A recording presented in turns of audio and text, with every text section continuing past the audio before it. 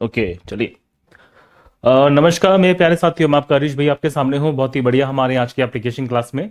और आप सभी का स्वागत है इस प्यारे से परिवार में जिसका नाम है सिलेक्शन वे। एक ऐसा परिवार जो जाना जाता है अपने क्वालिटी कंटेंट क्वालिटी एजुकेशन के लिए। तो मेरे सभी छोटे भाई बहनों का स्वागत है। और हम देखिए साथियों फिजिक्स की शुरुआत कर चुके थे। और फिजिक्स में साथियों हमने जो चैप्टर स्टार्ट किया है वो है हमारा लाइट। और लाइट के अंदर मैंने आपको जो इंट्रोडक्शन था वो पढ़ा दिया था। आज हमारी लाइट की यहाँ पे सेकंड क्लास होने वाली है। तो हम देखिए साथियों यहाँ पे लाइट चैप्टर पढ़ रहे हैं। और लाइट चैप्टर की साथियों हमारी क्लास नंबर 2 है। इससे पहले वाली जो क्लास थी वो आपको सबको यूट्यूब पे मिली थी डेमोन्स्ट्रेशन के तौर पे। और हम यहाँ पे लाइट के जो कॉन्सेप्ट्स हैं उनको यहाँ पे पढ़ेंगे डिटेल से, ठीक है। तो क्लास को शुरू करते हैं।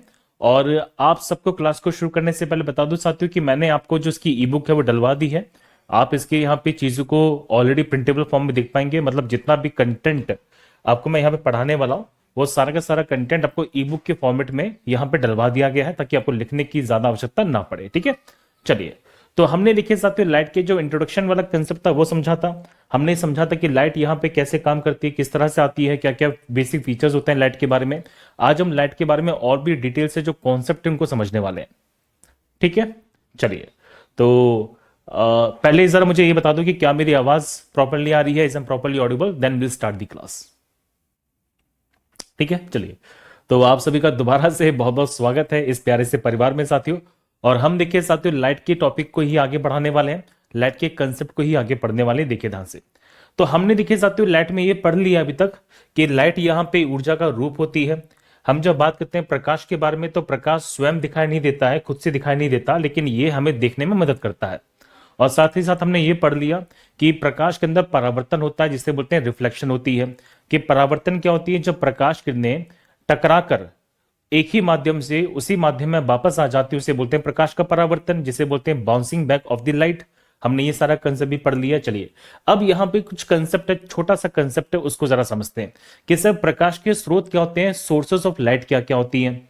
अगर हम बात करें सोर्स ऑफ लाइट के बारे में तो हमारे पास में दो तरह के सोर्स होते हैं।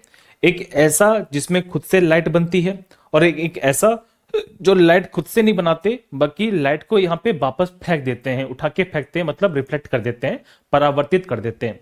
अगर आपसे क्वेश्चन पूछ लिया जाए तो हमारे पास में यहाँ पे दो प्रकार की वस्तुएं होती है साथियों, एक होती है प्रदीप्त वस्तुएं, एक होती है अप्रदीप्त वस्तुएं। सर एक होती है लुमिनस, एक होती है नॉन लुमिनस। तो लुमिनस और नॉन लुमिनस में डिफरेंस क्या होता है, उस डिफरेंस को जरा समझिएगा, देखो ध्यान से। मतलब एक ऐसी वस्तु है साथियों जो यहाँ पे लाइट का निर्माण करती है, मतलब जिनसे खुद की जो प्रकाश ऊर्जा है वो यहाँ पे बन जाती है, मतलब makes their own light. Clear सारी बातें। तो ये एक ऐसी वस्तु होती है जो यहाँ पे स्वयं से खुद से अपने प्रकाश का यहाँ पे ऊर्जा का निर्माण करती है। इस बात को जरा समझिएगा, क्लियर सारी बातें, कोई दिक्कत तो नहीं इसके अंदर।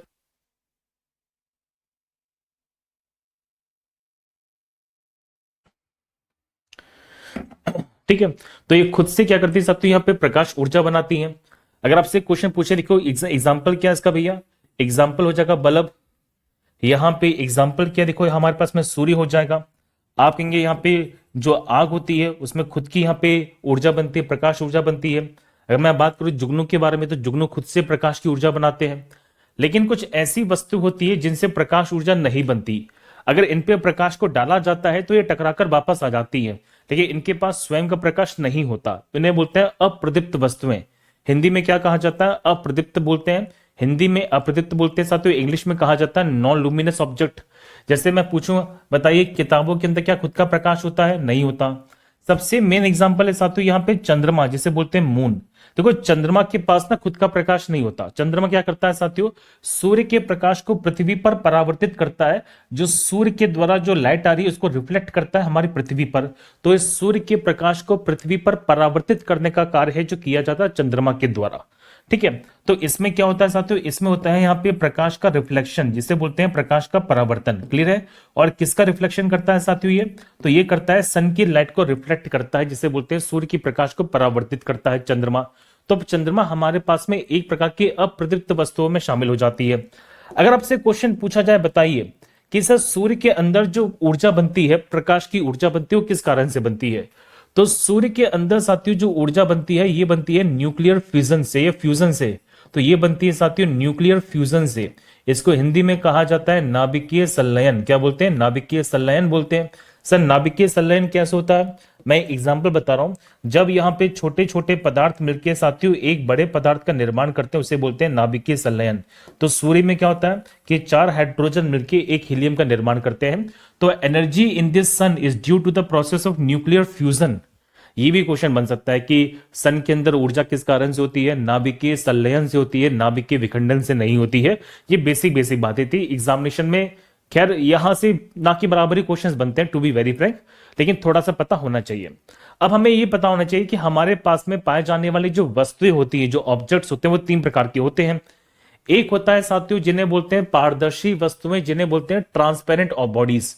अभी मैं ये सब क्यों पढ़ा रहा हूं? क्योंकि अभी जो मैं कॉन्सेप्ट पढ़ाऊंगा ना आपको, उसमें बहुत सारी चीजें काम आने वाली है। हमेशा मैं जीरो से शुरू करूंगा और धीरे धीरे आपको इतना ज्यादा हाई लेवल पढ़ाने वाला हूं, आप खुद ही कहोगे कि भैया मजा आ गया, एनिमेशन कतई इज्जत तरीके से पढ़ा दिया आपने। और जो आज मैं फैक्ट पढ़ाऊंगा ना आपको, वो फैक्ट इससे पहले शायद आपने इससे पहले नहीं पढ़े होंगे। अब देखिए ध्यान से, हम जब बात करते हैं ट्रांसपेरेंट बॉडीज के बारे में, जिन्हें बोलते हैं पारदर्शी वस्तुएं, एक ऐसी वस्तु होती है जिनके आर पार प्रकाश बड़ी आसानी से गुजर जाता है। मतलब दीज आर दी ऑब्जेक्ट जिसके अंदर से जो लाइट होती है बड़ी आसानी से पास हो जाती है। हम बात करते हैं यहाँ पे कांच के बारे में, जिसे बोलते हैं ग्लास। एक होता है साथियों यहाँ पे पानी, बोलो हाँ। हम जब बात करते हैं साथियों प्लास्टिक, ये सब की सब कैसी ऑब्जेक्ट होती है? ट्रांसपेरेंट होती है, जिसके आर पार दिखा जा सकता है। हमारे आसपास पाई जाने वाली सभी वस्तुएं कैसी है? ट्रांसपेरेंट होती है, जिनके आर पार देख सकते हैं। जैसे हवा है, आपके बीच में और मेरे कैमरे के बीच में हवा होगी, सही बात है कि नहीं? अगर इस हवा की बात करता हूं, क्या मैं हवा के आर पार देख पा रहा हूं? बिल्कुल देख पा रहा हूं भैया। तो हवा हमारे किस में शामिल है? ट्रांसपेरेंट में शामिल है, जिसे बोलते हैं पारदर्शी बॉडीज में शामिल है। एक होती है साथियों जिन्हें बोलते हैं अपारदर्शी वस्तुएं, जिन्हें बोलते हैं ओपेक बॉडीज। ओपेक बॉडीज उन्हें कहा जाता है जिनके जिनके आर पार नहीं देखा जा सकता। मतलब मैं जिन वस्तुओं के आर पार नहीं देख सकता उन्हें कहा जाता है अपारदर्शी। हिंदी में बोले तो अपारदर्शी, इंग्लिश में कहें तो ओपेक। बहुत सारे एग्जाम्पल है। जैसे कि मैं बात करता हूं इस लकड़ी के गेट के बारे में, ये जो लकड़ी का गेट है, क्या मैं इसके आर पार देख पा रहा हूं? मेरे अंदर इतनी शक्ति नहीं है कि मैं इसके आर पार देख पाऊं। ये किस में शामिल है साथियों? हमारे पास में अपारदर्शी वस्तुओं में शामिल है। अगर हम बात करते हैं साथियों यहाँ पे और भी बहुत सारी बॉडीज के बारे में, जैसे दीवार है मेरे सामने, दीवार के आर पार देख पाते हम लोग? नहीं देख पाते। तो उन बॉडीज के आर पार नहीं देख सकते, उनको क्या कहा जाता है? अपारदर्शी बोलते हैं, ओपेक बोलते हैं। ठीक है, सिंपल सी बात है। एक होता है साथियों जिसे बोलते हैं पारभासी, इंग्लिश में कहा जाता है ट्रांसलूसेंट। तो ये ट्रांसलूसेंट क्या होते हैं? जिनके आप थोड़ा सा आर पार देख सकते हैं लेकिन क्लियरली चीज नजर नहीं आएगी। मतलब आपको नजर तो आ रहा है थोड़ा बहुत, लेकिन क्लियरली चीजें नजर नहीं आ रही, आप प्रॉपर तरीके से हर चीज को स्पष्ट रूप से नहीं दिख पाएंगे। उन्हें कहा जाता है ट्रांसलूसेंट। तो इन वस्तुओं के आर पार जो प्रकाश होता है वो आंशिक रूप से जाता है। आंशिक मतलब थोड़ा बहुत जाता है, आपको प्रॉपर तरीके से कुछ नजर नहीं आएगा। जैसे मैं बात करूं यहाँ पे प्लास्टिक की बोतल्स के बारे में, प्लास्टिक के आप आर पार देख तो सकते हैं, प्रकाश यहाँ पे एक मीडियम से दूसरे मीडियम में चला जाता है, लेकिन चीजें क्लियर नजर नहीं आती हैं। इसी प्रकार से पॉलिथीन होती है, पॉलिथीन के भी हम आर पार देख सकते हैं। बादल हो गए, बादल के भी आर पार देखा जा सकता है। अगर किसी कंटेनर में पानी भर दिया जाए तो पानी के भी हम आर पार देख सकते हैं थोड़ा बहुत, लेकिन हर चीज को क्लियरली नहीं देख पाएंगे, तो उनको कहा जाता है ट्रांसलूसेंट। ठीक है, तो ये 3 तरह की वस्तुएं मैंने बता दी, क्योंकि आपसे एग्जामिनेशन में सीधी सीधी क्वेश्चन यहां से बन सकता है। तो हमारे पास में ट्रांसपेरेंट होती है, ट्रांसलूसेंट होती है और यहाँ पे ओपेक होती है। चलो अब आते हैं मेन चीज पर कि सर हमें अंतर बताना है कांच में और यहाँ पे अंतर बताना है किसमें? दर्पण में। कि कांच में और दर्पण में क्या डिफरेंस होता है, इस डिफरेंस को समझते हैं और इस डिफरेंस के माध्यम से हमें सारी की सारी चीजें हैं जो अच्छी तरह से क्लियर हो जाएंगी। क्योंकि अब मैं जो कॉन्सेप्ट शुरू करूंगा ना बाबू, वो शुरू करूंगा यहाँ पे दर्पण के बारे में। और मैं दर्पण के बारे में बहुत सी बातें बताने वाला हूँ। ये क्लास हमारी बहुत कंसेप्चुअल होने वाली है, भर भर के जो कंटेंट है आपको इस क्लास में मैं देने वाला हूँ। देखिए हम बात करते हैं कांच के बारे में और यहाँ पे दर्पण के बारे में। देखो आप कांच की कुछ प्रॉपर्टीज को बताओ। आप ये कहोगे सर कि कांच की मैं आर पार देख सकता हूं? सिंपल सी बात है। तो कांच हमारे किस में शामिल है साथियों? तो कांच हमारी होती है ट्रांसपेरेंट। बोलो जल्दी से, ये ट्रांसपेरेंट होती है। ये कैसी होती है बताओ जल्दी से। आप कहोगे सर ये हमारे पास में पारदर्शी है। पारदर्शी मतलब मैं इसके आर पार देख पा रहा हूं। लेकिन वहीं पे हम जब बात करते हैं किसके बारे में? दर्पण के बारे में। अगर मान लीजिए आप शीशे के सामने खड़े हो जाते हैं तो क्या शीशे के पीछे देख पाते हैं? नहीं देख पाते। तो शीशा हमारे पास में किसमें शामिल है साथियों? तो शीशा हमारे पास में अपारदर्शी है। कैसा है? अपारदर्शी है। अपारदर्शी को आप इंग्लिश में क्या बोलते हैं? इसे साथियों बोलते हैं ओपेक। क्या बोलते हैं? ओपेक बोलते हैं। पहला डिफरेंस तो ये क्लियर हो गया, कोई दिक्कत तो नहीं है। अब एक चीज को बताना जल्दी से, ग्लास की मैं जब बात करूंगा तो प्रकाश कितनी आएंगी? देखो ध्यान से, प्रकाश कितनी आएंगी? इस माध्यम में प्रवेश करेंगी और बाहर निकल जाएंगी। तो अगर इसका मीडियम M1 है और हमारे दर्पण, हमारे ग्लास का बेटा मीडियम M2 है, मतलब मान लीजिए कि माध्यम कैसे अलग अलग है, तो बाहर का माध्यम M1 है और ग्लास का माध्यम मान लीजिए M2 है, तो इसमें प्रकाश किरणें जो है वो एक माध्यम से दूसरे माध्यम में जा रही है। बोलो भैया बिल्कुल जा रही है। मतलब यहां पे कौन सी प्रोसेस होगी? यहां पे साथियों होने वाली है रिफ्रैक्शन ऑफ लाइट, जिसे हम क्या बोलते हैं? इसे बोलते हैं साथियों प्रकाश का अपवर्तन। क्या बोलते हैं? प्रकाश का अपवर्तन। क्लियर सारी बातें? तो कांच में कौन सी प्रोसेस हमें देखने को मिलेगी? कांच के अंदर भैया प्रोसेस होती है प्रकाश का अपवर्तन की। लेकिन मैं जब बात करता हूं दर्पण के बारे में, होगा क्या? जब प्रकाश किरणें साथियों किसी एंगल पे जाएंगी तो उसी एंगल से टकराकर ही वापस आ जाएंगी। यहां पे क्या होगा साथियों? यहां पे होगा प्रकाश का परावर्तन, जिसे बोलते हैं रिफ्लेक्शन ऑफ लाइट। तो आप ये समझ गए कि कहां पर परावर्तन होने वाला है, कहां पे रिफ्लेक्शन होगा, कहां पे रिफ्रैक्शन होगा। तो जहां पे माध्यम में बदलाव हो, मतलब आप कहेंगे सर कि इसके अंदर जो माध्यम होता है वो यहां पे क्या करके बदल जाएगा। क्लियर सारी बातें? तो यहां पे जो मीडियम होगा वो चेंज हो जाएगा। लेकिन वहीं पे हम जब बात करते हैं दर्पण के बारे में, तो दर्पण के अंदर जो मीडियम होता है वो चेंज नहीं होता। कहां पर मीडियम चेंज हो जाता है? तो भैया हमारा मीडियम चेंज होता है कहां पे? ग्लास में, लेकिन दर्पण में चेंज नहीं होता। ये समझ में आ गई छोटी सी बात। अब बहुत प्यारा कंसेप्ट बनता है, क्या मैं ग्लास को दर्पण में बदल सकता हूं? क्या मैं क्या मैं इसको कन्वर्ट कर सकता हूं? यस। आपसे क्वेश्चन पूछेंगे, बताइए कि अगर मुझे किसी यहां पे शीशे को, किसी यहां पे दर्पण, किसी यहां पे कांच को अगर मुझे दर्पण में कन्वर्ट करना है तो मुझे इस पे क्या करनी पड़ेगी? पॉलिश करनी पड़ेगी। क्या करनी पड़ेगी? पॉलिश। अब मुद्दा बनता है सर किसकी पॉलिश करेंगे? तो पॉलिश करने के लिए हम तीन चीजों का इस्तेमाल करते हैं, सुनो ध्यान से। सबसे ज्यादा हम यूज करते हैं बेटा सिल्वर नाइट्रेट का। अगर मैं यहां पे किसी कांच की पीछे की तरफ, सुनना ध्यान से, अगर मैं किसी कांच के पीछे की तरफ यहां पे सिल्वर नाइट्रेट की पॉलिश कर दूं, जिंक सल्फाइड की पॉलिश कर दूं, या हम जब बात करते हैं साथियों यहां पे स्टार्च की पॉलिश कर दूं, किसकी? स्टार्च की। आप स्टार्च कर दो, या मैं यहां पे ग्लूकोज की पॉलिश कर दूं, तो आप क्या कर सकते हैं साथियों? उसको कन्वर्ट कर सकते हैं। किस में कन्वर्ट कर सकते हैं? आप उसको यहां पे कन्वर्ट कर सकते हैं किसके अंदर? तो आंसर है कांच को कन्वर्ट कर सकते हैं दर्पण में। मतलब आप यहां पे किसी भी ग्लास को, किसी भी ग्लास को किसी भी मिरर में कन्वर्ट कर सकते हैं। तो किसकी पॉलिश करने से? Silver nitrate, zinc sulphide, starch या फिर ग्लूकोज। क्या इतना सा कॉन्सेप्ट यहां पे क्लियर हो गया? जल्दी बताओ मुझे कमेंट के अंदर। ये बेसिक बेसिक बातें मैंने बता दी है, ठीक है। आपके सारे के सारे फंडामेंटल्स को मैं बहुत डिटेल से पढ़ाने वाला हूं, बशर्ते आप यहां पे बस ये बताओ कि मुझे ये सारी बातें क्लियर है कि नहीं है। बहुत बढ़िया।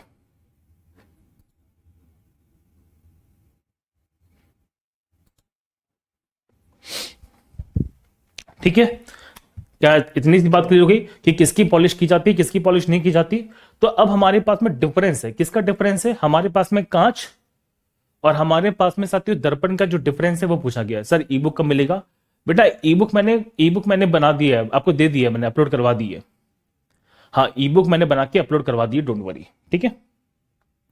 अब ये कहां पे मिलेगी ई बुक्स और कैसे मिलेगी, अब मैं क्लास के लास्ट में बता दूंगा, अब टेंशन मत लीजिएगा, बहुत ही बड़ी तरीके से। यहां पे देखो, अब हम बात करते हैं साथियों यहाँ पे किसके बारे में? देखो ग्लास के बारे में, और यहाँ पे एक हमारे पास डिफरेंस है किसका? देखो दर्पण को लेके। तो बेसिक चीजें हैं जो मैंने पढ़ा है वही आपको समझना है बहुत ही बड़ी तरीके से, इनको जरा समझो, है कि नहीं। देखो यहां पे जब मैं बात करता हूं तो कांच हमारे पास कैसे होते हैं? तो कांच भैया हमारे पास होता है पारदर्शी, मतलब ये ट्रांसपेरेंट होते हैं, है ना।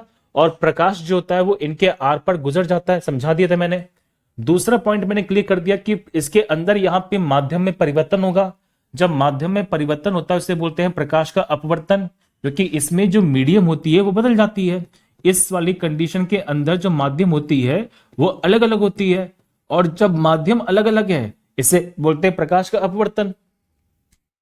तीसरा मैंने बताया साथियों कि कांच के पीछे कोई भी रिफ्लेक्टिव कोटिंग नहीं होती है, मतलब इसके पीछे कोई भी पॉलिश नहीं होती है, ठीक है। चौथा पॉइंट मैंने बताया साथियों, इसमें किसी प्रकार से इमेज का निर्माण नहीं होता, मतलब ये कभी भी यहां पे क्लियर इमेज नहीं बनाती। क्लियर सारी बातें, इसके अंदर कभी भी यहां पे क्लियर इमेज नहीं बनती है। फिर मैंने पॉइंट बताया आपको, बहुत बढ़िया, क्या बताया साथियों, इसका इस्तेमाल कहां पे किया जाता है?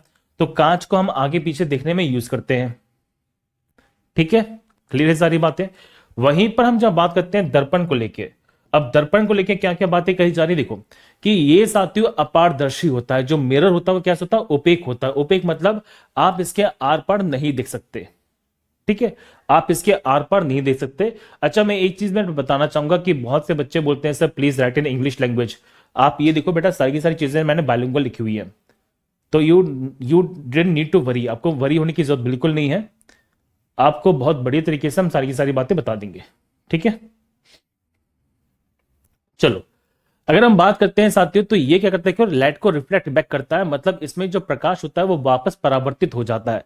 तो दर्पण में क्या सीन है कि आएगा, टकराएगा और प्रकाश यहाँ पे परावर्तित हो जाएगा।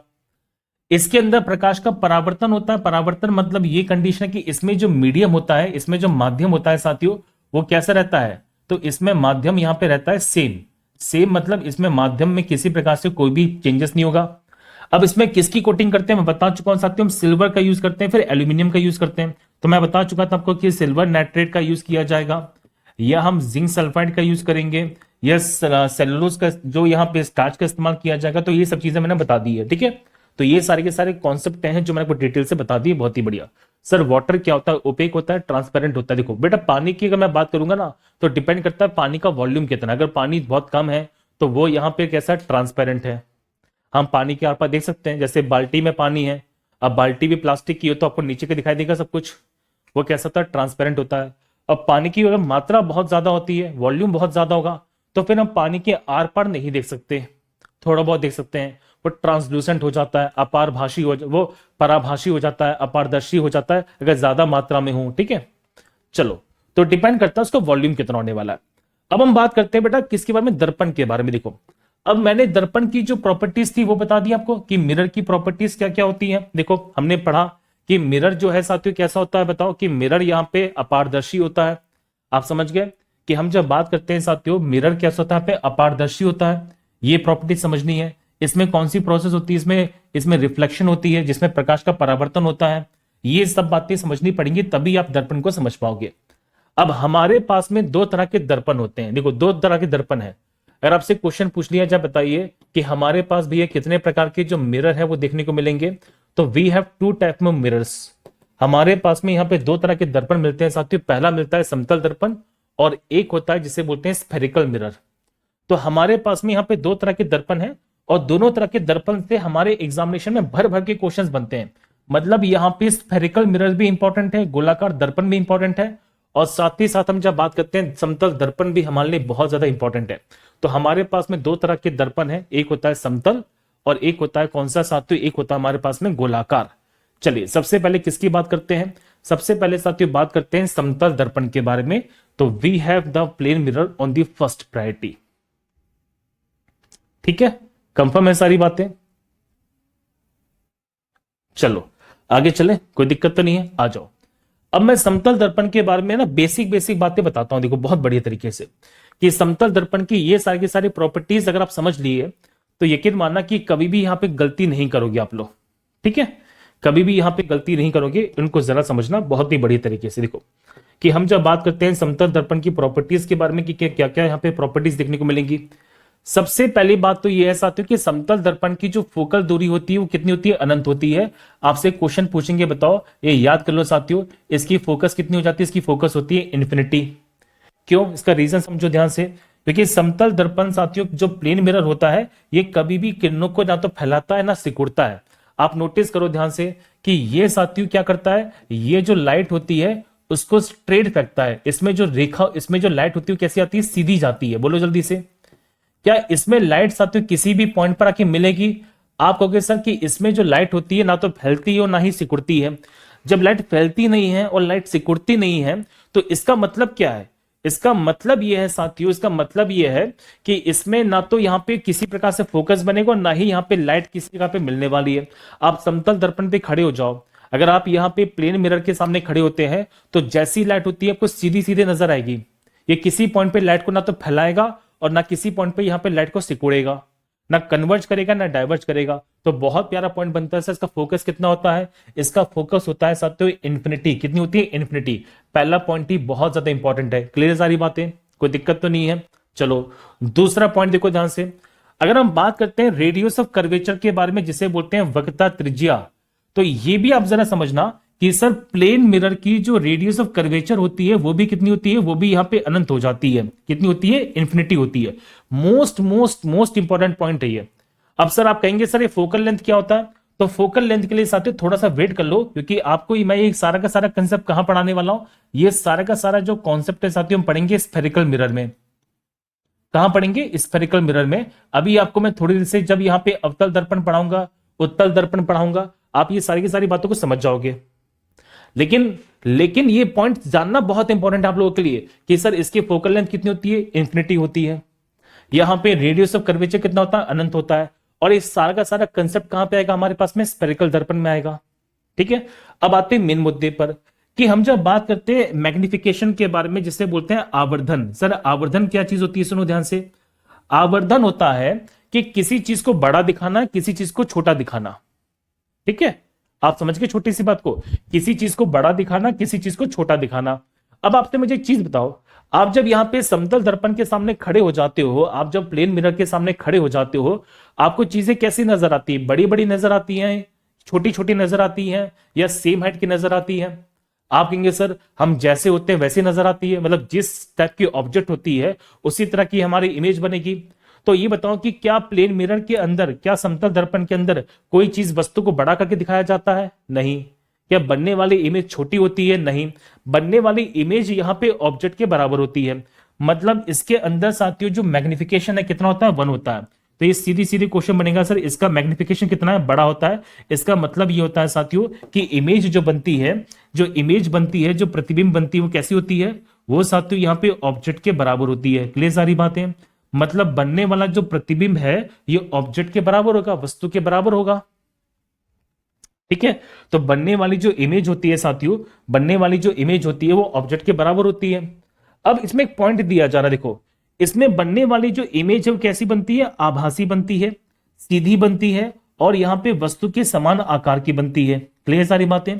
मतलब आपको ये पॉइंट समझना है कि जब भी हम समतल दर्पण की बात करेंगे तो समतल दर्पण में, प्लेन मिरर में साथियों बनने वाली जो इमेज होती है वो हमेशा वर्चुअल होती है।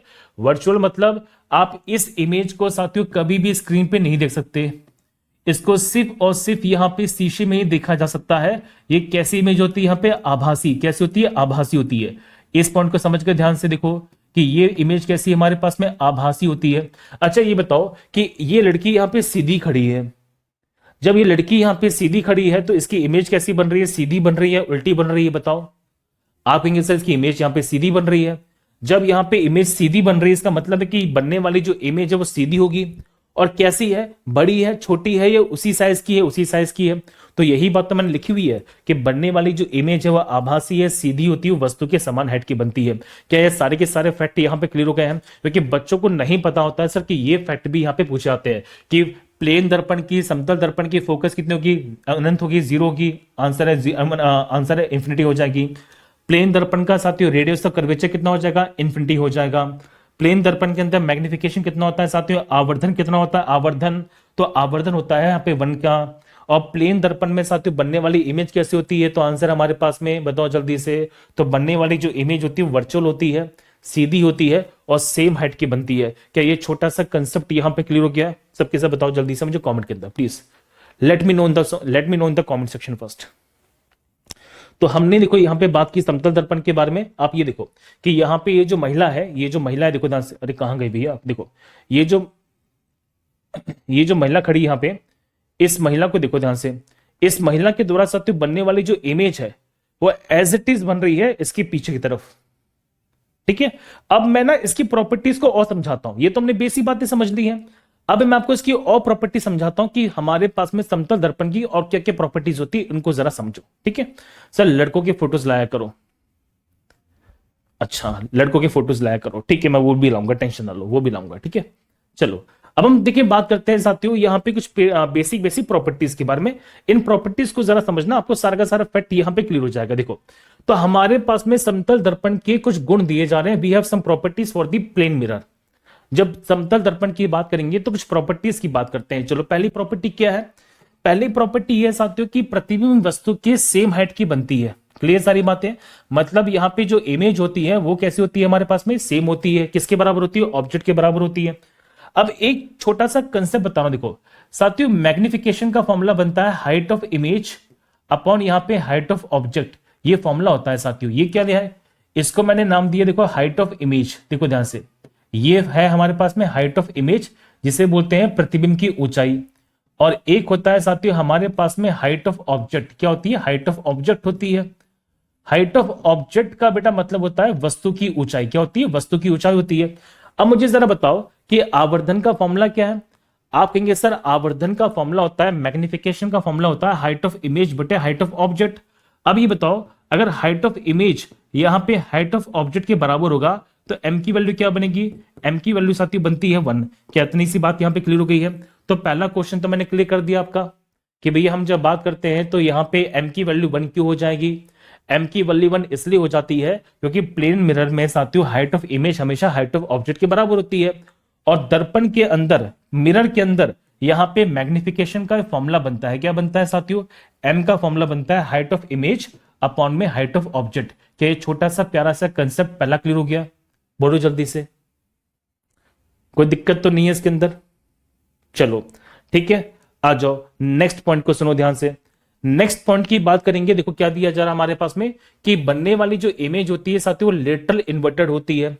सर लेटरल इन्वर्टेड का मतलब क्या होता है, इसे हिंदी में साथियों बोलते हैं पार्श्व उत्क्रम। पार्श्व उत्क्रम की बात करेंगे या पार्श्व उत्क्रमण की बात करते हैं तो ये पार्श्व उत्क्रम का मतलब क्या होता है।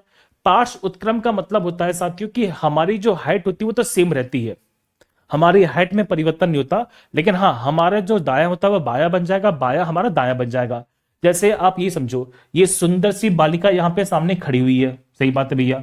अब सुंदर सी बालिका जब सामने खड़ी हुई है और अपने आप को दर्पण में देख रही है तो ये ऐसी है, मतलब ऐसा नहीं कि सीधी थी उल्टी हो जाएगी, ये सीधी की सीधी रहेगी।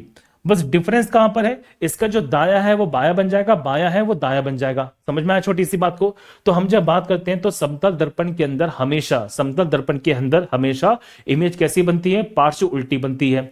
पार्श्व उल्टी का मतलब होता है कि यहाँ पे जो दाया होता है वो बाया बन जाएगा, बाया जो होता है साथ दाया बन जाएगा, मतलब लेफ्ट जो होता है वो राइट हो जाता है और जो राइट होता है वो लेफ्ट में हो जाता है। इसी को हमने एक नाम दिया जिसे बोलते हैं पार्श्व उल्टा। ठीक है, अगर सही मायने में देखा जाए तो आप इसको यहां पे मिरर इमेज कह सकते हैं। क्या बोल सकते हैं, मिरर इमेज बन जाती है।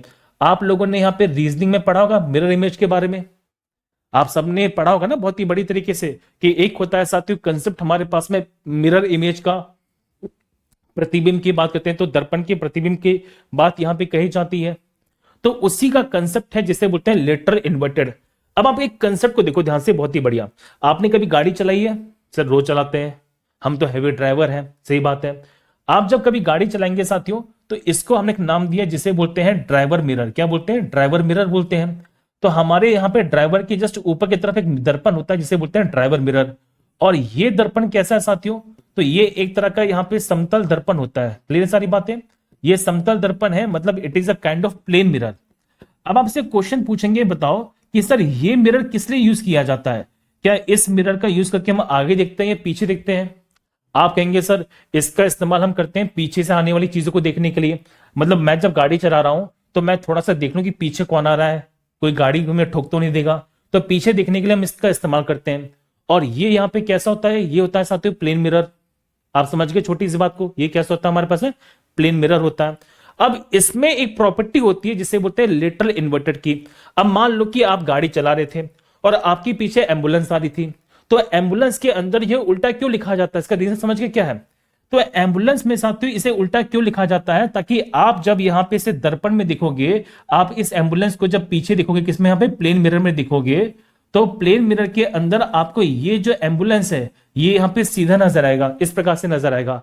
मतलब ये है कि जब मैं यहाँ पे गाड़ी चला रहा हूं और मेरे पीछे एम्बुलेंस आ रही है और मैं यहाँ पे इसमें देख रहा हूं, तो मुझे यहाँ पे जो एम्बुलेंस है वो सीधा सीधा नजर आएगा और मैं थोड़ी सी साइड जगह दे दूंगा उसको, ताकि एम्बुलेंस यहाँ पे पीछे निकल जाए। क्योंकि आजकल तो हम जब बात करते हैं तो ये बत्तियां तो कोई भी लगा लेता है, टू टू टू टू टू टू टू होती है, साउंड होती है जिसे बोलते हैं सायरन का साउंड, वो तो कोई भी लगा लेता है। तो पीछे यहाँ पे किस कारण से आवाज आ रही है, तो एम्बुलेंस को पहचानने का सबसे बड़ा तरीका था ये, समझ गए। तो इसी कारण से ये प्लेन मिरर को हमने वहां पे लगाया था, क्योंकि प्लेन मिरर में प्रॉपर्टी क्या होती है, यहां पे मिरर इमेज बनाने की, आप समझ गए। तो प्लेन मिरर का ही कंसेप्ट होता है जिसे बोलते हैं मिरर इमेज। कंफर्म है, बोलो हाँ या ना। और इसी को हमने क्या नाम दिया है, इसी को साथियों में एक नाम दिया है जिसे बोलते हैं लेटरल इन्वर्जन। अब एक छोटा सा कंसेप्ट पूछ रहा हूं आपसे, बताना जल्दी से सबके सब। अच्छा, एक चीज को मैं बताऊं बेटा, बहुत प्यारा पॉइंट है कि पहले मुझे कंसेप्ट को समझाने दो। कंसेप्ट को समझाने के बाद आपके जो भी डाउट होंगे मैं डाउट को ले लूंगा, लेकिन प्लीज कंसेप्ट को समझाते समय आप क्लास को डिस्टर्ब मत कीजिएगा। आप लोगों से रिक्वेस्ट है ये, क्योंकि आप लोग तो शिद्दत से पढ़ते नहीं हो, लेकिन मैं तो शिद्दत से पढ़ा रहा हूं, है कि नहीं। अब जरा ये देखो, तो इसी को मैं एक नाम दिया साथ तो मिरर इमेज। अब आपसे मैं छोटा सा कंसेप्ट पूछ रहा हूं, बताना जल्दी से। मिरर इमेज बनाते समय साथियों क्या किसी प्रकार से m की वैल्यू बदलती है? तो m की वैल्यू में साथियों किसी प्रकार से कोई भी परिवर्तन नहीं होता, मतलब इसमें किसी प्रकार से कोई भी यहां पे चेंज नहीं होता। मतलब आप जब यहां पे पार्श्व उल्टा करते हैं तो वस्तु के आकार में कोई भी चेंजेस देखने को नहीं मिलेगा। ठीक है, वस्तु के आकार में किसी प्रकार से कोई भी चेंजेस देखने को नहीं मिलेगा। प्यारा सा कंसेप्ट है जो आपसे एग्जामिनेशन में पूछा जाता है। अब एक फैक्ट है जो बहुत इंपॉर्टेंट, सर हमारे पास ना कुछ ऐसे अल्फाबेट होते हैं, कुछ ऐसे अक्षर होते हैं जिस पर कोई भी असर नहीं पड़ता, मतलब जिस पर लेटरल इन्वर्जन का असर नहीं पड़ता। मतलब क्या इसका कहने का, देखो ध्यान से, अगर मैं बात करता हूं ए के बारे में, एच के बारे में, IMOTUVW X और Y, ये हमारे पास में ऐसे लेटर्स होते हैं जिनको सीधा पढ़ो या उल्टा पढ़ो ये एक जैसे नजर आएंगे। लेकिन वहीं पे मान लीजिए कि मेरे पास P है, अगर P की साथियों में क्या बनाता हूं, यहां पे मिरर इमेज बनाता हूं, तो P की जो मिरर इमेज देखिए उल्टी हो जाएगी। बोलो जल्दी से, एक होती है वाटर इमेज, एक होती है बेटा हमारे पास में कौन सी, मिरर इमेज। तो मैं हमेशा यहां पे दर्पण के प्रतिबिंब की बात करता हूं, वाटर इमेज की बात नहीं कर रहा। आप समझ गए छोटी सी बात को, ठीक है। तो हमारे पास में कुछ ऐसे अल्फाबेट होते हैं जिस पर यहां पे लेटरल इन्वर्जन का फर्क नहीं पड़ता। मतलब आप इसको जब समतल दर्पण में देखोगे, आप इसको साथियों जब प्लेन मिरर में देखोगे, तो आपको ये बिल्कुल सेम नजर आएंगे। क्लियर सारी बातें, मतलब इसमें किसी प्रकार से कोई भी चेंजेस देखने को नहीं मिलेंगे। किस किस में नहीं मिलेंगे, AHIMOTUVWXY, इसमें किसी प्रकार से कोई भी चेंजेस देखने को नहीं मिलेंगे। ये कॉन्सेप्ट यहां पे क्लियर हो गया। चलो एक नया कंसेप्ट दिया जा रहा है, देखो, प्रतिबिंब उतनी ही दूरी पे बनता है साथियों जितनी दूरी पे वस्तु बनती है। मान लीजिए साथियों ये हमारे पास में दर्पण है, ठीक है, ये दर्पण है, और यहां से साथियों ऑब्जेक्ट की जो दूरी है, देखो ध्यान से, ये जो ऑब्जेक्ट है ये दर्पण से यहां पे 20 मीटर की दूरी पर है, और इसको मैंने नाम दिया यहां पे U। क्या नाम दिया, U नाम दिया है। तो बनने वाली जो इमेज होगी साथियों वो दर्पण के पीछे बनेगी, दर्पण के पीछे बनेगी, और दर्पण के पीछे बनने वाली जो इमेज है, देखो ध्यान से, ये जो बनने वाली यहां पे इमेज है साथियों, वो दर्पण से कितनी दूरी पर होने वाली है, वो दर्पण से यहां पे 20 सेंटीमीटर की दूरी पे बनेगी। और इमेज की दूरी को हमेशा किससे बताते हैं, V से बताते हैं। तो आपको हमेशा एक छोटा सा कंसेप्ट भी यहां पे याद करना है। क्या याद करना है कि अगर मैं जब भी यहां पे U की बात करूंगा, सुनो ध्यान से, तो U जो होता है उसका मतलब किससे होता है, U का साथियों मतलब है सीधे सीधे यहां पे ऑब्जेक्ट की दूरी से, जिसे बोलते हैं साथियों वस्तु की दूरी से। और V की हम जब बात करेंगे तो V का मतलब सीधी सीधी किससे हो जाएगा साथियों, तो V का मतलब होता है हमेशा यहां पे इमेज की दूरी से, जिसे बोलते हैं प्रतिबिंब की दूरी। ठीक है, तो आपको इतना पॉइंट भी क्लियर हो गया कि हम जब फिजिक्स में बात करते हैं लाइट वाले चैप्टर में, तो आपको ये बहुत जानने को मिलेगा। क्या मिलेगा साथियों, U और V, है कि नहीं, बोलो जल्दी से, है कि नहीं। तो यहां पे U और V मिलेगा, तो U always be refers to the object distance, और वहीं पे हम जब बात करते हैं V के बारे में, तो V हमेशा बताता है इमेज की दूरी को। बेसिक बेसिक बातें जो आपको पता होना चाहिए, ठीक है। चलो नेक्स्ट जो इंपॉर्टेंट है वो ये है कि समतल दर्पण में साथियों व्यक्ति को पूरा प्रतिबिंब देखने के लिए दर्पण की लंबाई का आधा होना चाहिए। अब ये जो पॉइंट है मैं तुम्हें बताता हूं बहुत ही बढ़िया तरीके से, देखो ध्यान से। सर 20 सेंटीमीटर लिखा मैंने, अच्छा सेंटीमीटर लिखा, ओके सॉरी, ये बेटा सेंटीमीटर कर दो, मैंने ध्यान नहीं दे पाया। तो ये भी हमारे पास में सेंटीमीटर है, तो ये भी हमारे पास में सेंटीमीटर हो जाएगा, ठीक है। अरे वो बराबर ही होगा, वो बराबर ही होगा, ठीक है। चलो तो हम बात करते हैं समतल दर्पण के इस वाले कंसेप्ट के बारे में। अब ये कंसेप्ट को सुनो, बहुत ही बढ़िया। देखो मान लो कि ये हमारे पास महिला दी गई है, इस महिला की साथियों हाइट मान लीजिए कितनी है हमारे पास में, टोटल मान लीजिए 5 फीट के आसपास की हाइट है, ठीक है। अब ये महिला अपने आप को पूरा देखना चाहती है, तो इसे कम से कम कितना बड़ा शीशा चाहिए, तो इसे तकरीबन साथियों यहाँ पे 2.5 फीट का जो शीशा है वो चाहिए। क्लियर सारी बातें, अगर मान लीजिए महिला की हाइट यहाँ पे 5 फीट की है, तो इस महिला को साथियों अपने आप को पूरा देखने के लिए, मतलब ये चाहती है महिला कि मैं अपने आप को पूरा देख पाऊं, मैं अपने आप को पूरा देख पाऊं, इसे कम से कम यहाँ पे 2.5 फीट का शीशा चाहिए। अगर मान लो कि शीशे का यहाँ पे साइज सिर्फ और सिर्फ यहाँ पे 2 फीट का है, तो क्या महिला अपने आप को, सुनो ध्यान से, मेरे शब्दों पे जाना, मेरे शब्द बहुत कीमती है, तो क्या महिला अपने आप को किसी भी एंगल पे खड़ी होकर किसी भी जगह से अपने आप को पूरा देख सकती है क्या? आंसर है बिल्कुल नहीं। महिला किसी भी जगह पे खड़ी हो जाए, किसी भी एंगल पे खड़ी हो जाए, कहीं भी दूर चली जाए, वो अपने आप को साथियों बिल्कुल पूरा नहीं देख पाएगी। क्लियर सारी बातें? मतलब आप जब खुद को पूरा देखना चाहते हैं, जब कोई वस्तु खुद को पूरा देखना चाहती है, तो कम से कम जो हाइट होनी चाहिए दर्पण की, वो उसकी हाइट की हमें आधी होनी चाहिए। अगर मान लीजिए कि महिला की हाइट यहाँ पे 5 फीट की है, तो कम से कम 2.5 फीट का यहाँ पे शीशा तो चाहिए चाहिए। अगर 2.5 फीट का शीशा नहीं हुआ, वो महिला को आप कहीं पे भी खड़ा कर दो, महिला अपने आप को तो पूरा नहीं दिख पाएगी। हाँ, अगर मान लीजिए मैं देखना चाहूं तो मैं दिख सकता हूं, सिंपल सी बात है, मैं यहां पे दिख सकता हूं, किसी ना किसी एंगल से दिख सकता हूं, लेकिन वो महिला, ये जो महिला है साथियों, ये किसी भी एंगल से कहीं पे भी खड़ी हो जाए अपने आप को पूरा नहीं दिख पाएगी। यही कंसेप्ट यहां पे बताया जा रहा है। सिंपल सी बात है, कोई दिक्कत तो नहीं है। ये सिंपल सा कंसेप्ट समझ लिया हम लोगों ने। चलो नेक्स्ट पॉइंट पे चलते हैं। नेक्स्ट पॉइंट हमारा क्या बता रहा है? नेक्स्ट पॉइंट हमारा बता रहा है, देखो यहां पे, ये ठीक है, देखो ध्यान से क्या बता रहा है, सुनो। अगर हम यहां पे किसी वस्तु को बेटा v गति से ले जाते हैं, तो जो इमेज होती है वो 2v गति से आती है। इसका मतलब क्या भैया? मैं समझा नहीं बात को। देखो अब जरा समझना, बहुत बढ़िया। अगर मान लो एनिमेशन है, देखो ध्यान से, एनिमेशन से बता रहा हूं। मान लो साथियों ये जो महिला है, ये दर्पण की तरफ आ रही है 5 मीटर पर सेकंड से, ठीक है, 5 मीटर पर सेकंड से।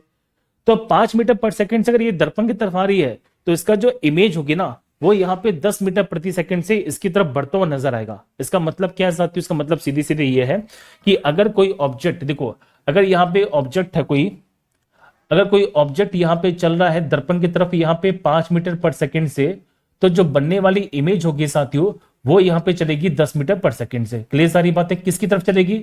वो चलेगी यहाँ पे किसकी तरफ? आंसर है मिरर की तरफ। अब आप में से ये छोटा सा कॉन्सेप्ट यहाँ पे क्लियर हो गया?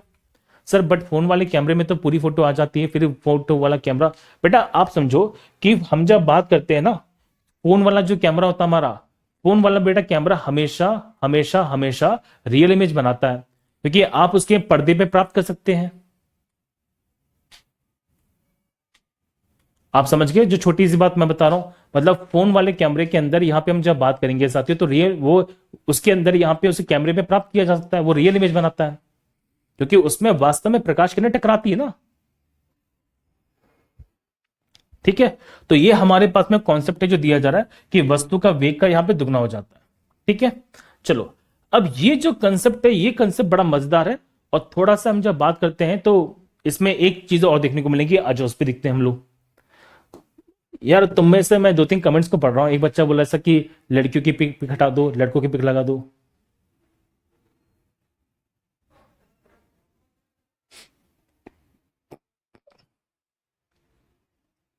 हटाओ, चलो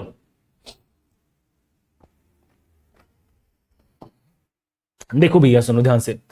अब हम देखिए जब बात करते हैं, सुनो हुआ क्या, मान लो कि हमारे पास में एक दर्पण है, ये हमारे पास देखो बेटा एक दर्पण दिया जा रहा है, मिरर नंबर 1 है, और यहां पे हमारे पास में दूसरा दर्पण है जो मिरर नंबर 2 है। ठीक है, तो ये हमारे पास में 2 दर्पण दिए जा रहे हैं। अब मान लो कि मैंने इनके बीच में कोई ना कोई यहाँ पे एक ऑब्जेक्ट को रख दिया है। ठीक है, इनके बीच में कोई ना कोई यहाँ पे वस्तु को रख दिया। आप नोटिस करोगे साथियों, इसमें इमेजेस बन रही हैं। अभी इसमें कितनी इमेज बन रही है? आप ये सर यहाँ पे पहली इमेज बन रही है, ये दूसरी इमेज है, और यहाँ पे साथियों बनने वाली तीसरी इमेज है। तो इस एक वस्तु की कितनी इमेजेस बनी है? आप कहेंगे सर 3-3 इमेजेस बनी है। अब जैसी मैं हम जब बात करते हैं, मैं इसके एंगल को बदलूंगा ना, तो एंगल को बेटा बदलने से इसकी इमेजेस भी बदल जाएंगी। अब मुद्दा बनता है ऐसा कि कभी हम जब 2 दर्पण के बीच में किसी ऑब्जेक्ट को रखते हैं, तो नंबर ऑफ इमेजेस कितनी बनती हैं? तो नंबर ऑफ इमेजेस का बेटा फॉर्मूला बनता है, बनने वाले प्रतिबिंब का फॉर्मूला बनता है। क्या बनता है फॉर्मूला? इसको जरा समझो। तो बनने वाली प्रतिबिंब का साथियों फॉर्मूला बनता है 360 माइनस के 1। ये संख्या कब होती है? जब ये संख्या बेटा इवन होती है। इवन मतलब जब संख्या कैसी हो? सम हो। मतलब संख्या जब कैसी होती है हमारे पास में? सम संख्या होती है। तो उस वाली कंडीशन के अंदर हम फॉर्मूला क्या लगाएंगे? 360 माइनस के 1 लगाएंगे। और मान लो कि हमारे पास फॉर्मूला कौन सा है? 360 ये कब लगता है? जब हमारे पास में नंबर ऑफ इमेजेस कितनी होती है, ऑड हो जाती है, मतलब बनने वाली संख्या कैसी होती है हमारे पास में, विषम होती है। क्लियर सारी बातें। तो उस वाली कंडीशन में सीधे सीधे फॉर्मूला क्या बनता है हमारे पास में, तो आंसर है यहाँ पे 360 माइनस की वन इवन में, और 360 माइनस 360 ये बनता है ऑड संख्या में। अब एक काम करते हैं, कुछ क्वेश्चंस के थ्रू चीजों को समझते हैं, और क्वेश्चंस के बाद ही आपका जो कॉन्सेप्ट है वो और अच्छी तरह से क्लियर हो पाएगा। ठीक है, चलो। अच्छा, मैं एक चीज बेटा बताना चाहूंगा, सुनो सबके सब ध्यान से। एक चीज मैं पहले 1 मिनट क्लास के अंदर रुकना चाहूंगा आप लोगों को। एक चीज को मैं बेटा क्लास में पहले रोकना चाहूंगा, क्योंकि हमारे क्लास में ना बहुत से नए बच्चे जुड़े हैं हमारे साथ में। तो होगा क्या कि धीरे धीरे आप लोग मुझे जान जाओगे, अभी आप लोग नहीं जानते हो। अभी आप धीरे धीरे कंसेप्ट को समझोगे, मेरे साथ में क्वेश्चंस की प्रैक्टिस करोगे ना, आप मुझे समझ जाओगे। मैं आप लोगों से पहले एक चीज है जो कहना चाहता हूं, सुनो ध्यान से। आप लोगों ने कभी ना कभी यहाँ पे रेलगाड़ी में सफर किया होगा, ट्रेन में सफर किया होगा। सर बिल्कुल किया। आप जब ट्रेन में जाते हैं तो वो ट्रेन आपको एक मंजिल से दूसरी मंजिल पे पहुंचा देती है, या आपको अपने मंजिल पे पहुंचा देती है। अब ये बताओ कि आप जब यहाँ पे ट्रेन में सफर करते हैं, आप क्या उस ट्रेन के ड्राइवर को जानते हो? सर बिल्कुल नहीं जानते। उस ट्रेन में मिलने वाले पैसेंजर्स को जानते हो? सर बहुत कम जानते हैं। नहीं जानते ना, सिंपल सी बात है। इसी प्रकार से बता रहा हूं साथियों कि मैं आपके इस रास्ते का सारथी हूं, मैं उस ट्रेन का यहाँ पे ड्राइवर हूं जो आपको आपके मंजिल तक पहुंचाने वाला है। तो आप जब यहाँ पे किसी रात के सफर के लिए उस अनजान व्यक्ति पे यहाँ पे भरोसा कर लेते हैं, तो आप तो मुझे जानते हैं साथियों, आप तो मेरे अपने ही हैं, आप तो मेरे छोटे बड़े भाई बहन हैं। तो भरोसा रखो, टेंशन मत लो, और मैं आपको आपकी मंजिल तक पहुंचा के रहूंगा। मुझे जागना पड़े, पूरी रात ट्रेन चलानी पड़े, आप चैन से सो जाओ, आप निश्चित रहो। वो बस मेरा काम है। क्या पढ़ाना है, क्या नहीं पढ़ाना है, कितना छोड़ना है, कितना पढ़ाऊंगा कितना नहीं पढ़ाऊंगा, वो मेरे पे छोड़ दो। बस आपका मेन काम है भरोसा रखो, प्रॉपर तरीके से रिवीजन करो, जो कंटेंट देता जा रहा हूं उसको पढ़ो, समझो और अच्छी तरह से याद करो बस। ठीक है, तो बस मैं ये चाह रहा हूं कि अभी आप ना 1-2 दिन के अंदर ये चीजें नहीं समझ पा रहे हो। अभी जब हमें हफ्ता भर हो जाएगा, पढ़ते पढ़ते महीना भर हो जाएगा, आप खुद यहां पे मेरी बात को समझ जाओगे कि भैया सबसे मेन चीज होती है यहां पे भरोसा रखना। क्योंकि आज के समय में साथियों हम लोग ना आपके लिए ज्यादा मेहनत कर रहे हैं। ठीक है, चलो अब जरा यहां पे देखिए साथियों कि हमारे पास में प्रॉपर्टीज को लेके क्वेश्चंस बनते हैं। चलो आज जो बेसिक क्वेश्चन है, पहले बेसिक कंसेप्ट है, इस कंसेप्ट को समझना और फिर हम यहां पे बातचीत करते हैं। बताइए साथियों इसका आंसर यहाँ पे क्या होगा? इजी क्वेश्चन है, सबकी सब जल्दी से बताओ।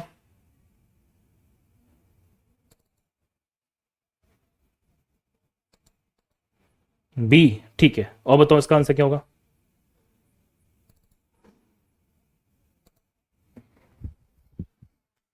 इजी क्वेश्चन बेटा ये तो, मतलब मुझे बिल्कुल भी इस क्वेश्चन में बताने की जरूरत नहीं है कि आप क्या करोगे क्या नहीं करोगे।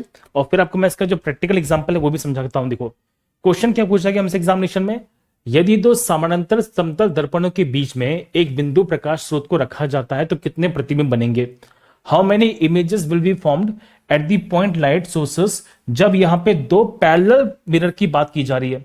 अब आप मुझे ये भी बताओ कि हम जब देखिए बेटा बात करते हैं समानांतर की, देखो ध्यान से, हम जब बात करते हैं समानांतर के बारे में, तो समानांतर में हमेशा एंगल कितना बनेगा? तो एंगल बनता है 0 डिग्री। आप समझ गए छोटी सी बात को। अगर मैं समानांतर की बात करता हूं तो समानांतर में एंगल कितना बनेगा? 0 डिग्री बनेगा। आप ये बताओ कि नंबर ऑफ इमेजेस का फॉर्मूला क्या बनता है? सर फॉर्मूला बनता है हमारे पास में 360 अपॉन थीटा। सिंपल सी बात है, बोलो ये -1 +1 बाद में लगा देंगे। तो आप ये बताओ कि हमारे पास होगा 360 अपॉन थीटा कितना साथियों? 0 हो जाएगा। अब आप लोगों ने पढ़ा होगा ऐसा कि हम किसी भी चीज को जब 0 से डिवाइड करते हैं तो 0 से डिवाइड करने पे साथियों हमेशा जो आंसर बनता है वो क्या बनता है? इंफिनिटी बनती है। क्लियर सारी बातें? मतलब जब भी दो दर्पण एक दूसरे के समानांतर होंगे तो बनने वाली जो इमेजेस है वो कितनी बनेगी हमारे पास में? अनंत बनेगी, इंफिनिटी बनेगी। पहला वाला पॉइंट क्लियर हो गया, कोई दिक्कत तो नहीं है, इजी क्वेश्चन था ये। बोलो जल्दी से हाँ या ना, कंसेप्ट है सारी की सारी बातों को। चलो बताओ जल्दी से, यदि दो समतल दर्पण को परस्पर लंबवत रखा जाता है, लंबवत मतलब यहां पे इनको रखा जाता है एक दूसरे के परपेंडिकुलर।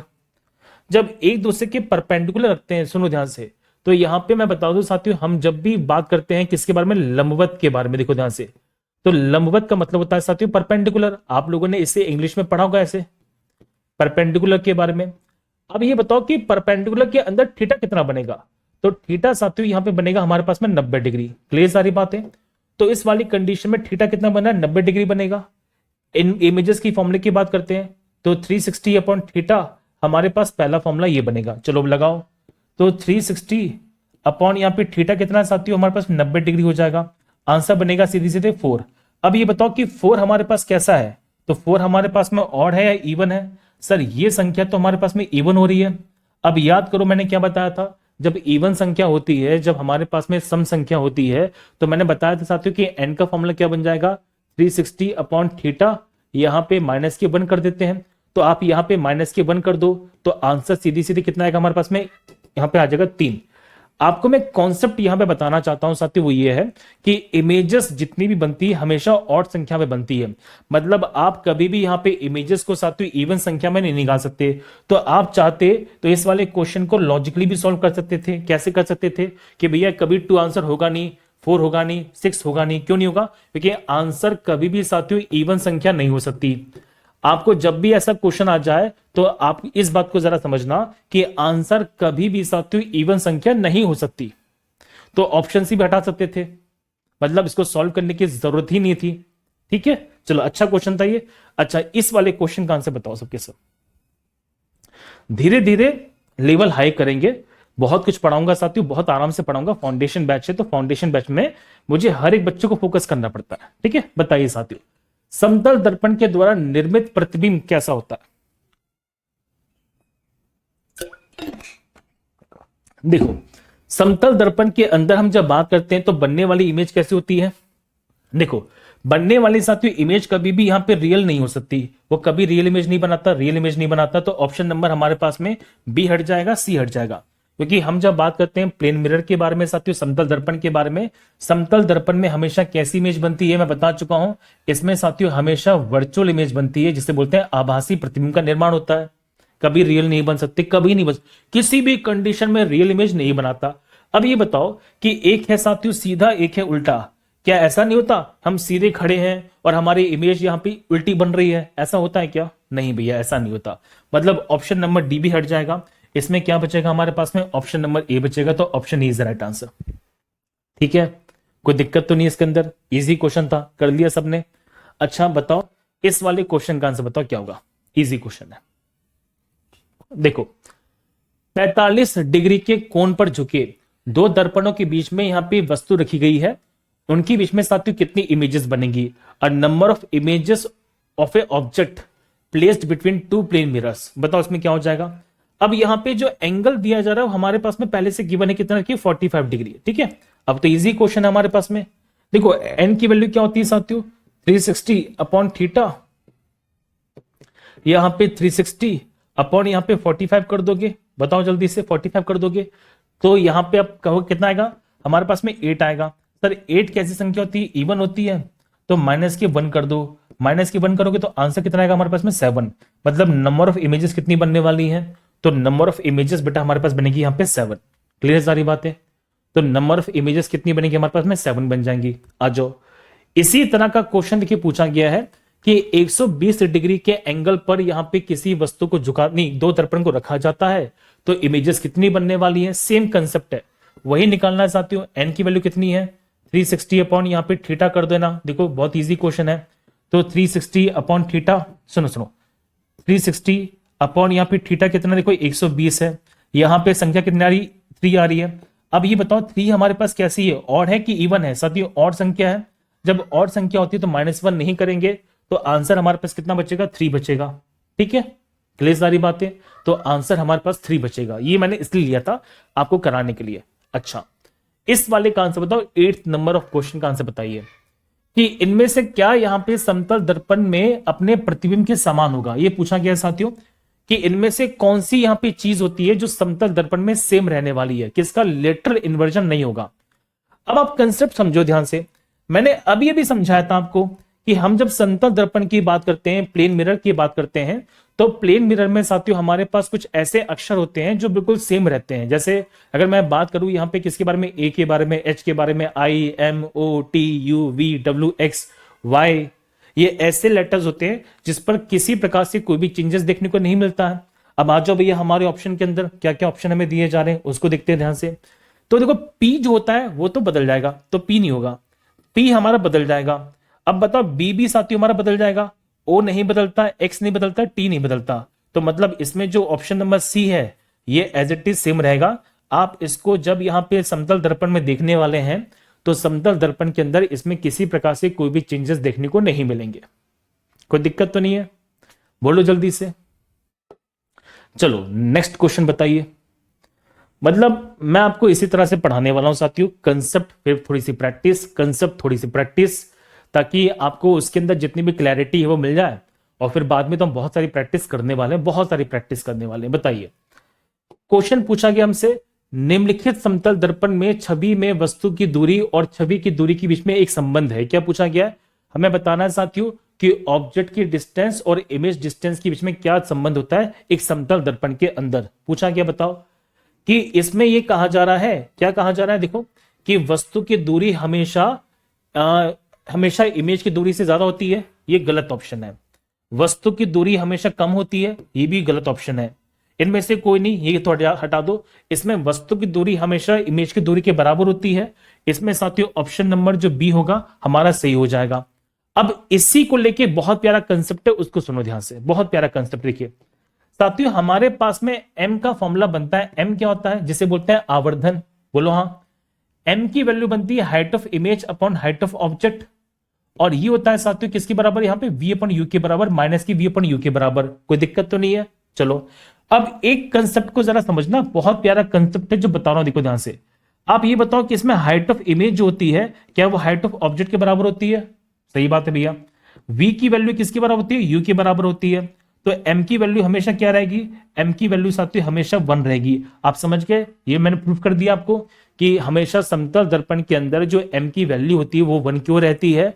तो समतल दर्पण में साथियों एम की वैल्यू 1 इसलिए रहती है क्योंकि हाइट ऑफ इमेज जो होती है वो हाइट ऑफ ऑब्जेक्ट के बराबर है। वस्तु की ऊंचाई हमेशा प्रतिबिंब की ऊंचाई के बराबर होती है, और ये साथियों हमेशा वस्तु की दूरी और यहां पे प्रतिबिंब की दूरी के बराबर होगी। इसी कारण से एम की वैल्यू क्या रहती है? हमेशा 1 रहती है। कंफर्म है सारी बातें? कोई दिक्कत तो नहीं है? जल्दी बताओ मुझे सबके सब कमेंट के अंदर कि सर यहां तक की सारी बातें चमकी है कि नहीं चमकी। मुझे बस इतना बताओ कि ये सारी बातें यहां पे चमकी है कि नहीं चमकी। बोलो हाँ या ना। फालतू बातें बाद में करना, जो कुछ पूछना वो बाद में पूछना। पहले ये बताओ साथियों ये सारा का सारा कंसेप्ट यहां पे क्लियर है कि नहीं है?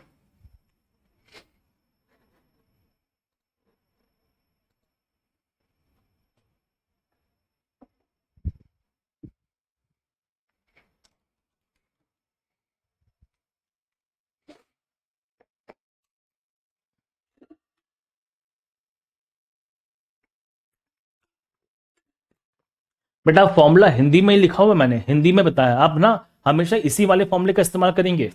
और मैं आपसे पहली बात बता दूं, सुनो, थोड़ी बहुत तो बेटा आपको चेंजेस करनी पड़ेगी। मैं आपको बहुत सिंपल सरल भाषा में समझा रहा हूं, लेकिन हिंदी इंग्लिश का जो युद्ध तुमने छेड़ा हुआ है ना उसको छोड़ दो, वरना कभी भी ढंग से पढ़ नहीं पाओगे। ठीक है बेटा? थीटा वाला कंसेप्ट मैं बाद में पढ़ाऊंगा अभी, क्योंकि थीटा वाला कंसेप्ट अभी काम नहीं आएगा हमारे, वो बाद में काम आएगा। ठीक है, इतनी सी बात यहां पे क्लियर हो गई है। चलिए, तो हमने ये सारी की सारी बातें समझ ली हैं। अब अब थोड़ा सा और चलते हैं। अब एक कंसेप्ट हमारा रह गया, उसको सुनो ध्यान से। एक है भैया थीटा वाला कंसेप्ट, कि हम जब यहां पे दर्पण को घुमा देते हैं, सर ये कब हो जाता है? देखो ये आपको मैं बेटा बाद में पढ़ाऊंगा, थोड़ी देर बाद, मतलब ये 1-2 दिन बाद पढ़ाऊंगा। इसमें हम क्वेश्चंस के थ्रू समझेंगे। ठीक है, चलो अब जरा यहां पे समझना, बहुत प्यारा कंसेप्ट है कि सर इसके यूज क्या क्या होते हैं। तो हमारे पास में आता है यूज, किसका यूज होता है भैया? समतल दर्पण का यूज करते हैं। तो सीधे सीधे एग्जामिनेशन में क्वेश्चन है जो बन जाता है बहुत ही बड़ी तरीके से, इनको जरा समझना। देखो अगर हम समतल दर्पण की बात करते हैं, इसका पहला यूज होता है साथियों पेरिस्कोप के अंदर। सर पेरिस्कोप क्या होता है? आपको बताऊं, जैसे आप यहां पे पनडुब्बी में हैं, ठीक है, तो पनडुब्बी के अंदर आप बैठे हैं और आपको यहां पे पानी के ऊपर देखना है। तो पानी के ऊपर देखने के लिए साथियों हम यूज करते हैं किसका? यहां पे पेरिस्कोप का। किसका? पेरिस्कोप का। अब आप कहेंगे सर पेरिस्कोप में क्या होता है बताओ? तो पेरिस्कोप एक ऐसा यंत्र होता है जो समतल दर्पण पे काम करता है, प्लेन मिरर पे काम करता है। कैसे काम करेगा? यहां पे हम 2 दर्पण यूज करते हैं। देखो यहां हमारे पास में ये मिरर नंबर 1 है और यहां पे हमारे पास में मिरर नंबर 2 होते हैं। तो हमारे पास में यहाँ पे 2 दर्पण है। कौन से दर्पण है? समतल दर्पण है। और इन दोनों दर्पणों को हमने किस पे रखा हुआ है बताओ? इन दोनों दर्पणों को साथियों हमने रखा है at the angle of 45 degree. तो पहला क्वेश्चन तो ये बन जाता है कि भैया पेरिस्कोप में यहाँ पे किसका यूज किया जाता है? तो पेरिस्कोप में साथियों यूज करते हैं हम लोग यहाँ पे समतल दर्पण का। इसमें दो मिरर होते हैं, दो समतल दर्पण होते हैं, जिनको कितने एंगल पे रखा जाता है? 45 डिग्री के एंगल पे रखा जाता है। ठीक है, अब जरा समझो, इसमें दो प्लेन मिरर का इस्तेमाल किया जाएगा at the angle of 45 degree, और इसका यूज किया जाता है साथियों। और अच्छा, इसमें कितनी बार परावर्तन हुआ है? देखो, इसमें सबसे पहले लाइट यहां से एंटर करेगी, बोलो जल्दी से। अब लाइट यहां पे गई, टकरा के नीचे गई, बोलो हाँ या ना। तो पहली बार यहां पे क्या होगा साथियों? परावर्तन हो जाएगा, रिफ्लेक्शन हो जाएगा। अब उसके बाद लाइट नीचे आ रही है, लाइट नीचे आएगी, यहां पे टकराएगी और फिर हमारे आंखों में जाने वाली है। तो यहां पे कितनी बार परावर्तन हुआ है, कितनी बार रिफ्लेक्शन हुआ? सर 2 बार रिफ्लेक्शन हुआ। क्लियर है सारी बातें? तो एग्जामिनेशन में क्वेश्चन बन सकता है, सर यहां पे कितनी बार रिफ्लेक्शन होता है? यहां पे 2 बार रिफ्लेक्शन होता है। इसका इस्तेमाल कहां पे किया जाता है? तो सबमरीन में, और जो सैनिक होते हैं जो यहां पे छुपे रहते हैं, तो दुश्मनों को देखने के लिए वो पेरिस्कोप का इस्तेमाल करते हैं। तो पेरिस्कोप जो होती है वो किस पे चलती है? वो चलती है हमारे समतल दर्पण के ऊपर, जिसे बोलते हैं प्लेन मिरर। ठीक है भैया। पेरिस्कोप के बाद साथियों एक होता है जिसे बोलते हैं कैलिडोस्कोप। तो हम जब बात करते हैं कैलिडोस्कोप के बारे में, तो ये सेम कंसेप्ट है। कैलिडोस्कोप का इस्तेमाल यहाँ पे बच्चे के द्वारा किया जाता था। अगर आपने नोटिस किया हो कभी, तो मेले में जाते थे हम लोग। तो मेले में जब जाते थे तो मेले के अंदर साथियों यहाँ पे बहुत सारे यहाँ पे ऐसे दुकानदार होते थे जो बच्चों को रंग बिरंगे चित्र दिखाते थे। तो रंग बिरंगे यहाँ पे चित्र दिखाने के लिए कैलेडोस्कोप का इस्तेमाल जो किया जाता था। अब जरा समझो, यहाँ पे कितने दर्पण की बात की जाएगी? यहाँ पे 3 प्लेन मिरर होते हैं साथियों at the angle of 45, at the angle of यहाँ पे 60 डिग्री।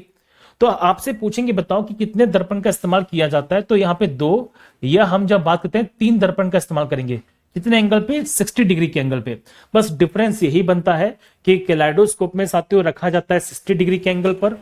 ठीक है, 60 डिग्री के एंगल पर कोई दिक्कत तो नहीं है। आप यहां पे 3 ही मान लो। तो यहां पे 3 दर्पण का इस्तेमाल करते हैं, 3 यहां पे समतल दर्पण का इस्तेमाल किया जाता है at the angle of 60 degree. और इसका इस्तेमाल यहां पे करते हैं यहाँ पे बच्चों को रंग बिरंगे चित्र को दिखाने के लिए। ठीक है, तो ये सीधे सीधे फैक्ट मैंने बता दिए, गलती मत करना। चलो बताओ इसका आंसर यहाँ पे क्या हो जाएगा। क्वेश्चन क्या पूछा गया कि कैलेडोस्कोप के अंदर यहाँ पे कौन सा दर्पण का यूज किया जाता है?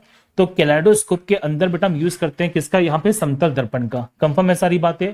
इसमें ना तो हम यहाँ पे अवतल दर्पण का यूज करते हैं, ना ही साथियों उत्तल दर्पण का यूज करते हैं। इसमें किसका यूज किया जाता है? समतल दर्पण का यूज किया जाता है कैलेडोस्कोप के अंदर। ठीक है, कोई दिक्कत तो नहीं है? बताओ जल्दी से सबके सब। तो ये थी साथियों हमारी आज की प्यारी सी क्लास। अब इसके आगे का जो कंसेप्ट है वो मैं बाद में बताऊंगा आपको। अब पहले जरा मुझे बताओ सर, यहां तक की सारी बातें, मतलब अभी तक की सारी बातें यहां पे क्लियर है कि नहीं है? पहले जरा मुझे ये बता दो कि यहां तक का सारा कंसेप्ट यहां पे क्लियर हुआ कि नहीं हुआ, क्योंकि अब इसके आगे के जो कंसेप्ट है वो अभी मैं पढ़ाऊंगा बहुत ही बड़ी तरीके से। पहले ये बताओ कि यहां तक का सारा कंसेप्ट क्लियर है कि नहीं है? जल्दी बताओ मुझे कॉमेंट सेक्शन के अंदर।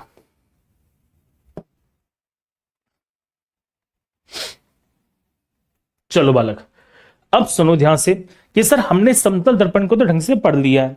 अब समतल दर्पण के बाद हम क्या पढ़ेंगे भैया? अब हम पढ़ेंगे यहाँ पे किसके बारे में? अवतल दर्पण के बारे में, उत्तल दर्पण के बारे में।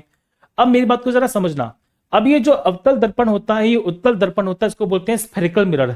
अब बेटा हमारी जो एनिमेशन वाली क्लासेस होती है ना, वो यहाँ पे काम आएंगी। सुनो ध्यान से, कैसा एनिमेशन पढ़ेंगे? ये कल पढ़ेंगे, आज नहीं पढ़ेंगे। ये सब चीजें देखो मैं एनिमेशन के माध्यम से क्लियर करने वाला हूं। आपके जितने भी कंसेप्ट हैं यहाँ पे, कॉनकेव मिरर को लेके, कॉन्वेक्स मिरर को लेके, ये सब चीजें एनिमेशन के माध्यम से बहुत अच्छी तरह से क्लियर होने वाली हैं। कहाँ पे नेगेटिव इमेज बनती है, कहाँ पे पॉजिटिव बनती है, कहाँ पे फोकस होता है, कहाँ पे फोकस नहीं होता है, ये कैसा दिखता है, कैसा नहीं दिखता है, किसको कन्वर्जिंग बोलते हैं, किसको डाइवर्जिंग बोलते हैं। ये बहुत सारे कंसेप्ट को मैं बताने वाला हूं, लेकिन ये सारा का सारा कंसेप्ट आज नहीं होगा भैया, ये सारा का सारा कंसेप्ट होगा हमारा कल। तो तैयार हो जाओ। मैंने क्या कहा था कि धीरे धीरे आपका लेवल में इतना ज्यादा हाई कर दूंगा कि इससे बाहर तुम्हारा कोई भी चीज नहीं जाने वाली। ठीक है, तो बिल्कुल भी परेशान मत होइएगा, बस भरोसा रखो, क्योंकि आपको बहुत सारे कंसेप्ट हैं जो मैं बताने वाला हूं। और देखो मैंने क्या बताया आपको कि आपको इसी तरह से पढ़ाऊंगा कि टॉपिक पढ़ाया, टॉपिक के यहाँ पे क्वेश्चंस करा दिए। मतलब प्लेन मिरर को लेके, समतल मिरर को लेके, समतल दर्पण को लेके जितने भी क्वेश्चंस बनते थे वो सारे के सारे अपने यहाँ पे कर लिए। समतल दर्पण को लेके साथियों हमारे जितने भी फैक्ट बनते थे वो मैंने आपको सारे के सारे पढ़ा दिए।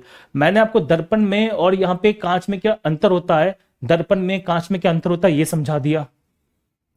तो हर एक चीज को मैं समझाऊंगा, बस आपको अपनी थोड़ी सी चतुराई को थोड़ा सा साइड में करना है, इस तरह से पढ़ना है कि आपने इससे पहले कोई चीज नहीं पढ़ी है। आपको यकीन मानेगा बहुत कुछ नया सीखने को मिलेगा, टेंशन मत लीजिएगा, ठीक है। चलो तो बताओ जल्दी से मुझे कमेंट के अंदर, क्या यहां तक की बातें पूरी क्लियर है कि नहीं, हाँ या ना। सर एग्जाम में न्यूमेरिकल्स भी आते हैं? बिल्कुल, बहुत आते हैं। आपके एग्जामिनेशन में सबसे ज्यादा न्यूमेरिकल्स तो यहीं से बनेंगे, ठीक है। तो न्यूमेरिकल्स में सारे के सारे करवा दूंगा। इनका सर टेस्ट भी होगा। टेस्ट बेटा हम लेंगे चैप्टर के खत्म होने के बाद, जब मैं चैप्टर खत्म कर दूंगा ना उसके बाद फिर मैं टेस्ट लूंगा। और बताओ, हाँ अगर अभी अभी गगन सर की क्लास होने वाली है, ठीक है। और बताओ क्या समस्या आ रही है। अच्छा बताओ मजा आया कि नहीं आया आज की क्लास के अंदर। अच्छा ई बुक का बता दूं आपको साथियों, इसकी जो ई बुक है वो मैंने डलवा दी है। आप अगर अपनी क्लासेस में जाओगे ना तो क्लासेस के अंदर शीट वाला ऑप्शन आता है, उस शीट वाले ऑप्शन के अंदर, उस शीट वाले ऑप्शन के अंदर आपको यहाँ पे जो इसकी ई बुक है वो मिल जाएगी, ठीक है। चलिए तो मिलते हैं हम लोग कल की क्लास के अंदर। कल की क्लास बहुत इंपॉर्टेंट होने वाली है, मजा आने वाला है, और बढ़िया तरीके से पढ़िए। मैं हमेशा आपके साथ रहने वाला हूं आपको बढ़िया से बढ़िया कंटेंट देने के लिए, ठीक है। चलिए love you all, take care, bye bye.